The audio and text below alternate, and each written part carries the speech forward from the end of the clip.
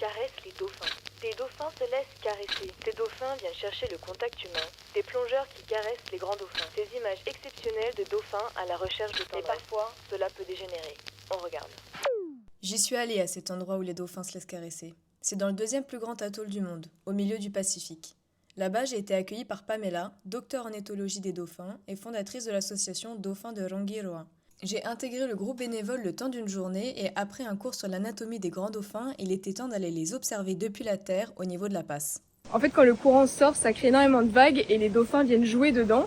Et donc l'idée, c'est qu'on se pose à une terrasse et on va observer et compter le nombre de bateaux, le nombre de plongeurs et surtout essayer de photographier aussi les dauphins pour les identifier. Grosso modo, tous les ans, on va collecter de manière régulière des données sur les dauphins depuis 2 bases, depuis la terre et en plongée sous-marine. Ce qui est top depuis la terre, c'est qu'on va pouvoir avoir une vision relativement objective de quels dauphins sont présents sur la zone puisqu'on ne va pas influencer leur comportement.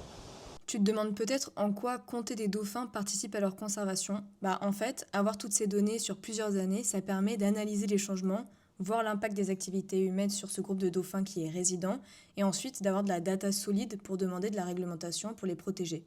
Du coup, on scrute, on compte, on note, et les plus chauds arrivent même à reconnaître les individus grâce à leur aileron. Ah, waouh! Ah, là, il y en a plein. Il y en a 5 au moins. Il y a 5 silhouettes là.